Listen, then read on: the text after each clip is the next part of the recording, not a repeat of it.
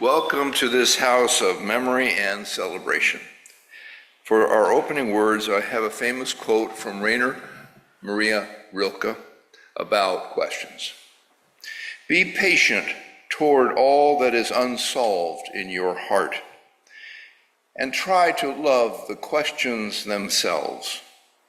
Do not now seek the answers which cannot be given you, because you would not be able to live them. And the point is to live everything. Live the questions now. Perhaps you will then gradually, without noticing it, live along some distant day into the answer.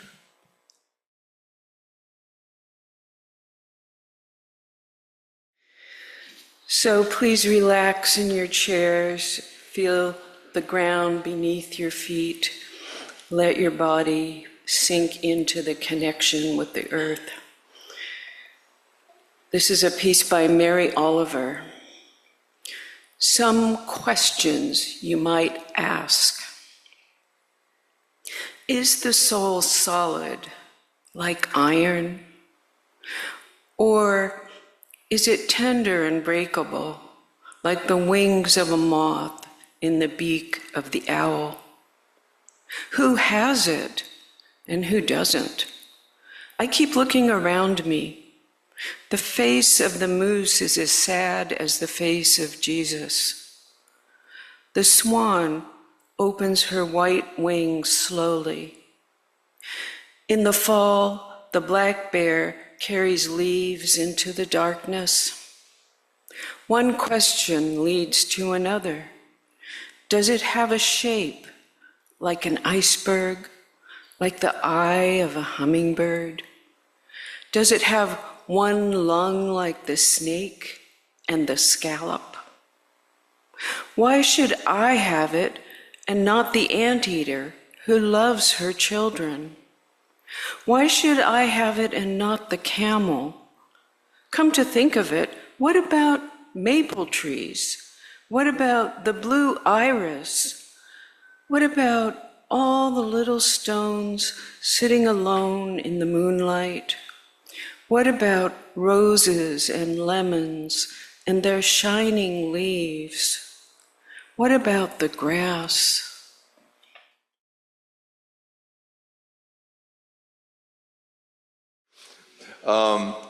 Live Oak's answer to Stephen Colbert, Mr. Al Ronyecz.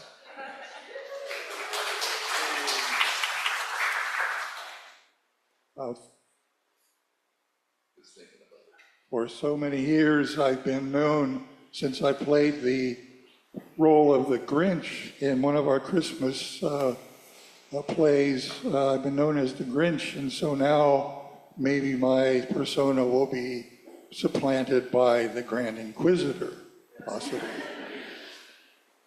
So, thank you all for the people that did submit questions for us.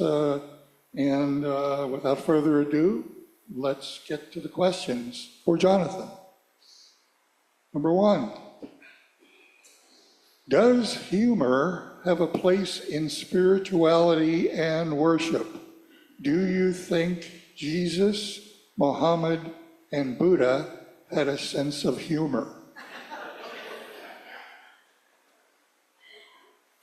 Well, I'm at a loss when it comes to humor. Let me think here.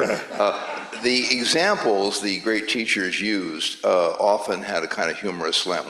When Jesus talked about it, it's easier for a camel to get through an eye of a needle than a rich man get into heaven. I mean, he's sort of lighthearted there. He's making a big point, but in a joking kind of way.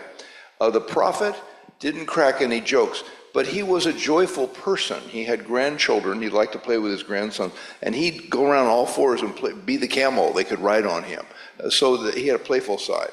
The Buddha, some of his examples, again, were kind of silly, like, you can pull as hard as you want on the horn of a cow, but you're not going to get any milk unless you work the udder. So these points. I do worry about any religion that never laughs. famous quote from Chesterton, angels can't fly because they can take themselves lightly. I have a philosophical addition. I think laughter and humor opens us. It helps us get back past our own defenses, helps us get past our rigidity to open to things we don't know. What do you think is a good description of what Live Oak will be like 10 years from now? Let me see. My crystal ball's in the shop. So Yogi Berra said it's tough to make predictions, especially about the future. I can confidently predict that there will be coffee after service and that somebody will find fault with it. So I see us 10 years from now a little more diverse, more age range, just because it's called in statistics regression toward the mean. The pendulum swings. If something is over one way, there's just a likelihood it will swing back. We're a little small, so we're going to be larger in 10 years. My crystal ball, I would say 125 members. Not huge, modest, cozy.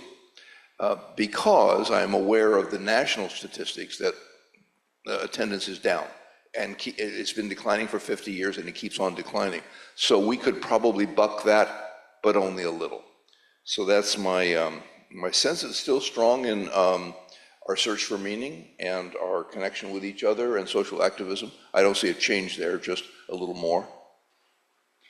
Well, that's a good segue into the next question. What are your thoughts on the changing demographics of Live Oak congregation? Is there a way to attract more families, people of color, working class people, and young people? Fortunately, young adults are not allergic to going to Sunday morning, although less fond than they once were. That's a thing. And COVID was kind of a last straw. It had been shifting that way for a long time and then got much more so all of a sudden. I don't think the challenge is marketing. I think we could knock ourselves out or spend a lot of energy and money. I think, we had a consult a couple years ago. Teresa Cooley came and spoke with us and talked to leaders and led a workshop, and she's the expert on church conflict. She says, don't do a lot of new programs. Do what you do. She said, do church. That is, do what you do well, keep doing it, keep being warm and welcoming and active and seekers and all of these things already. The challenge is creating a community people don't want to leave. We get visitors. The thing is, make it appealing so they'll come back. And that means don't indulge in our anxiety. A big challenge for congregations is we get worried, and then start to get nervous, and then we start fussing with each other and coming up with a lot of things that take a lot of energy away from what we're doing well. And I think the challenge is anxiety management. Not to do something, but to recognize, okay, we are concerned, we are worried about our survival, we're worried about our growth. Let's deal with that as a psychological challenge. Okay, there's my worry. I don't have to do a whole bunch with it. I'll just try to do a good job, and let's all pull together and keep steady as she goes. What do you think is a fair immigration policy?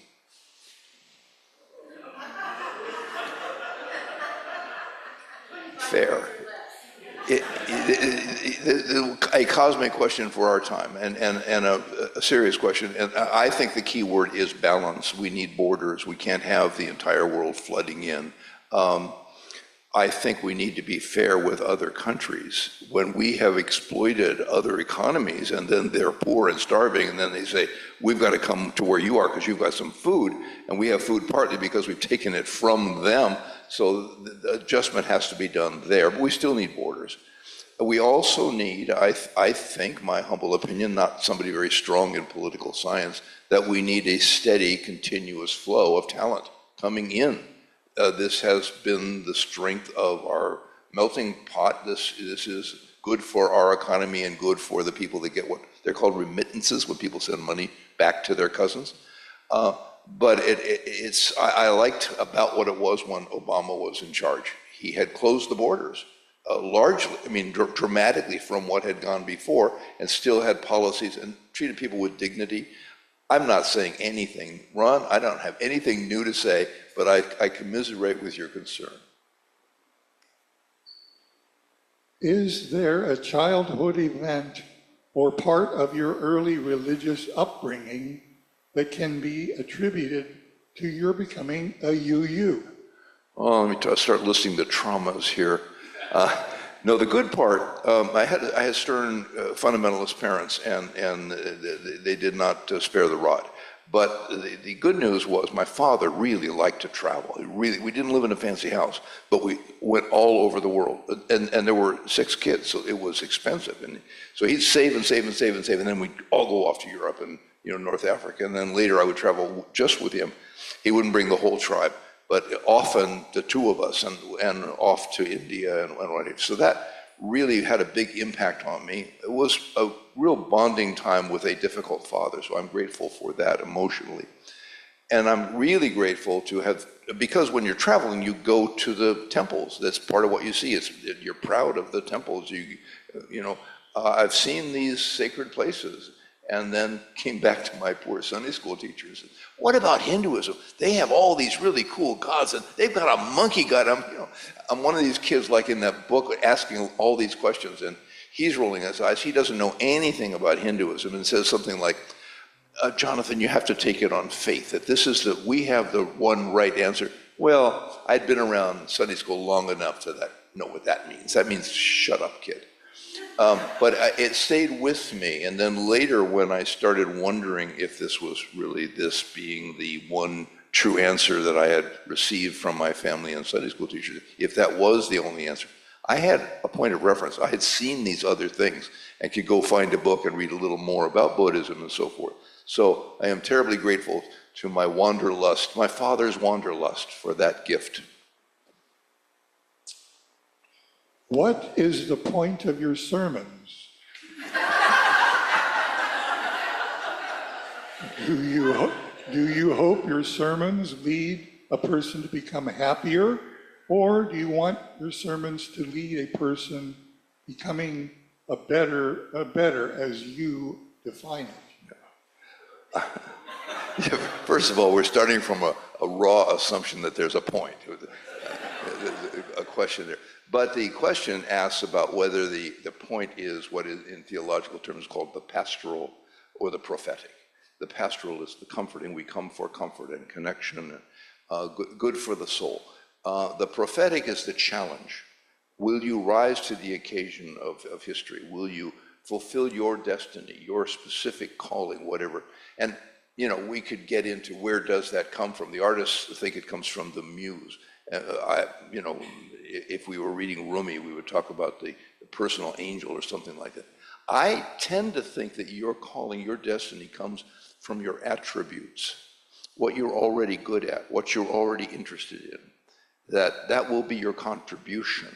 It won't be making yourself into a different person. It will be deepening who you want to be, who you tend to be already, and then say, well, how can I do this? And sometimes a task will come along that you don't like and aren't good at, and there are times to say, no, I'm not going to do that one, but I'll do something else because I can make posters. I'll do this other thing. And I think that little shifting, but we really, really need, yeah, I know, but let me do the posters because you're good at posters, and then you get even better at posters. So that's what I hope that the sermon will provide a little insight and not just be endurance training. Winston Churchill said the mind can only absorb what the seat can endure.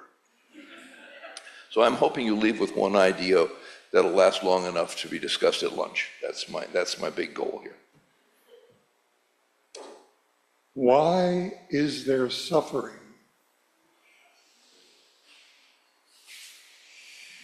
Great question. Oh, and I'm glad somebody would throw in a really big one. There is suffering because of life. So that's not really an answer. But let me shift the question a little. I think the big question is, of course there is suffering. None of us are going to make it out alive. Life is inherently tragic, and there is loss. And if you are fortunate enough and watch what you eat, maybe you live long, which means you get to go to the funeral of your high school friends or hear about the notices and things. So this is the landscape we start with. So what's the challenge? How we bear it, how we deal with the natural suffering of life. Do we resent it, which is completely human, a reasonable reaction? Damn, it hurts so much to have my friends die, to see my friends get sick and all of this. Or do I say, okay, that's given, let me appreciate that I have a friend to mourn, that I can go comfort the ones that are sick, that we're in this together, and that there's a kind of beauty in the brevity of life. So, as Viktor Frankl said, in the worst of circumstance, we still have our perspective. We still have our attitude, how we're going to think about it. And that's where I think our response to suffering gets to be high art. What is your elevator speech when someone asks or you want to tell someone, what is Unitarian Universalism? Well, for this occasion, I rewrote my elevator speech, and this was last night, so I'm going to have to read it because I haven't memorized it yet. But it's really valuable to have something that you can do in 30 seconds, the ride of an elevator. Now, the problem is Santa Barbara has these low buildings, and you got to think fast. But if you live in a real city with, a 20-story building, then you could get a few words in. Here's mine. Unitarian Universalists are an interfaith group. We descended from the Mayflower Pilgrims, but now draw on many traditions, including Buddhist, humanist, Jewish, atheist, pagan, goddess, earth-based nature teachings. We see all this wisdom as compatible with science and with people weaving together their own sense of meaning. We're strong on social activism, environmental causes, economic justice, immigrant rights. We're inclusive of all kinds and colors. We affirm gay and trans identities. We figure there are lots of ways to be right. It is a very welcoming gathering of people who value compassion and want to do some good in the world.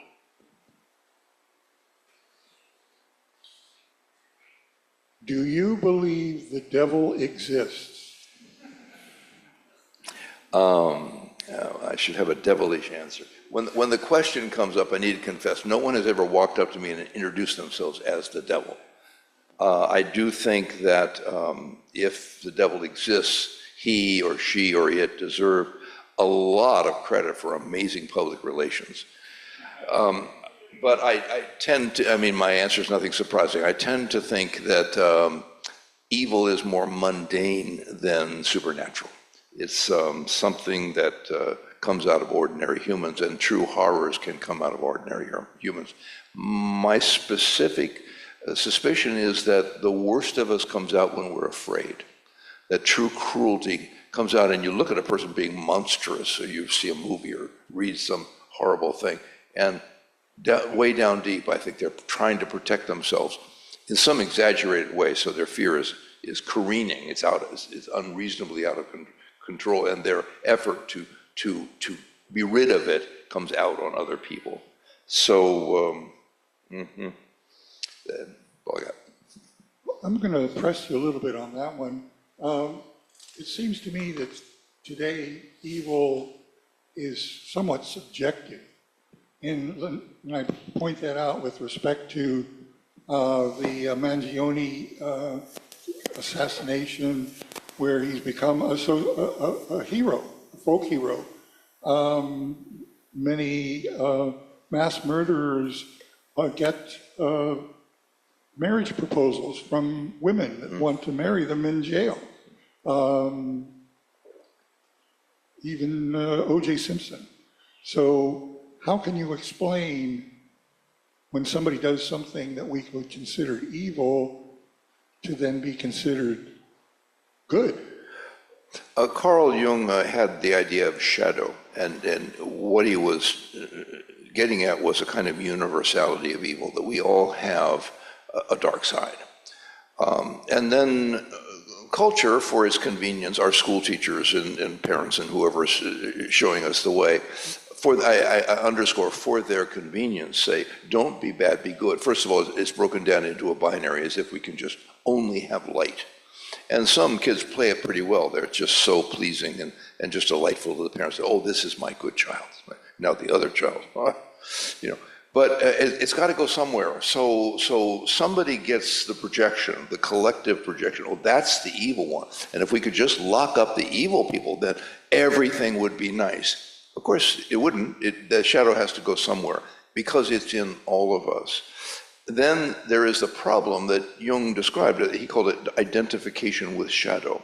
That is a person that thinks, wow, being bad is kind of cool. I don't like being good. In fact, I'm the toughest guy on the block. Hey, I hurt people. Yeah, I killed somebody. I'm not telling you who because I don't want to get it, I don't want to have to pay for it, but I'm the baddest guy on the block. Now, there's somebody and this is a real problem. Prisons are full of this because that solves the problem. You're not in a duality anymore. There's no tension there. You've just gone over to the dark side, as in Star Wars. And a certain number of people will find that attractive because the person seems strong. It's not a position of strength at all. It's a position of maximum defensiveness, and defensiveness is always weak. And that's where I come back to my theory about fear, which is not particularly unique or anything, but if we need to reach people, first of all, we need to treat people who have identified with shadow with dignity and not torture them. We don't officially have state torture here. We lock people up in boxes and let them torture each other, which is torture. So if we can make things worse. That is, a person who is already incredibly defensive and dangerous can be made more dangerous. We don't know how much we can do to make them less dangerous, but what we're doing now makes people more dangerous if they are the ones that are the scapegoats for all of us, which is how I see prisoners. Do you believe in a cause for which you would be willing to be arrested and go to jail? I have spent my life trying not to get arrested. I don't really want a mugshot to be the most familiar picture of me. Mark Twain said, whenever you find yourself on the side of the majority, it's time to pause and reflect. I do think, I read Thoreau. Remember, Thoreau had not paid his taxes because he was protesting, I think it was the Mexican War and slavery. Some of the tax money was being spent on things he did not agree with. His close friend Ralph Waldo Emerson visited him in jail and said, Henry, why are you in there? And Thoreau said, Waldo, why are you out there? And that led, of course, to a series of puzzle books called Where's Waldo? Yes, I think we protest and we run the risk of arrest, more so all the time. There are lots of things I believe in that could end up in the slammer, but so far so good. The final one, name a favorite Unitarian Universalist historical figure and explain your choice. I told this little story on Pledge Sunday, and I think it's one of our best stories. In 1770, a retired minister, he was young, but he had given up the ministry because it wasn't going well, because he got interested in universalist ideas, which wasn't a whole denomination yet. It was just an idea floating around, which got him fired, and he had all kinds of misfortune because he was a free thinker, because he bought into this new idea, which he thought was very appealing, that if there's a God and if there's a heaven, everybody goes. That God's not going to go to all the trouble of creating us just to damn us to hell. So that wild idea got him into a lot of trouble, so he'd given it up. So he goes to America for a new start, which is a thing, okay? But his ship is caught in a storm, and it doesn't land in Manhattan where he's going. It ends up in New Jersey. Now, if you're headed for Manhattan, and you end up in New Jersey, anyway, but he lands in a place called Good Luck, New Jersey. How perfect is this? Meanwhile, in Good Luck, New Jersey, there is a farmer who's illiterate. He has no letters. He cannot read. but he's prosperous. He's a very diligent farmer. And he has heard, I think the Quakers got a little bit interested in Universalism, which is nearby in Pennsylvania, and he'd heard of this. So he decided that God was going to send a preacher for his area to preach this new idea. So I said he was prosperous. He builds a chapel on his farm. Actually, he was having little discussion groups, and his wife said, I don't want these people in my parlor anymore. So he builds a little chapel. And this preacher, when they run aground, the storm, the captain has this kind of distinguished passenger, I need to watch this ship. Will you go see if you can get us a team of horses to pull us off this sandbar? So he goes in and he's talking to farmers to try to hire a team of horses. And he comes across this Thomas Potter. And Thomas Potter says, who are you? He says, well, I'm British, and the ship I was on is run aground. Can we get a team of horses? Why have you come here? Well, it's a long story, but I was a minister and it didn't go well, and I'm going to a new start. What kind of... Anyway, he figures out, and he decides, here is the man that God has sent to preach universalism in my chapel. And he says, I'll get you a team of horses after your sermon. He says, I didn't come to preach. He says, I'll get you a team of horses after your sermon. And so the first Universalist sermon in a chapel in America was, I just like that story.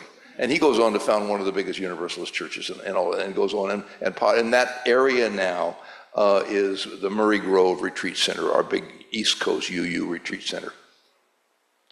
Thank you, Reverend Jonathan. Take this opportunity to conclude and give us some words to get us into the coming year, worship year. Don't lose your nerve. I suppose I should say more. We are in challenging times, and we need each other. We always need each other, but we need each other more than usual. I think knowing that about ourselves, taking our desire to have company, have connection with kindred spirits seriously, and going to the trouble. You went to the trouble today. You're here, and those of you who you zoomed in. Keep it up. Thank you.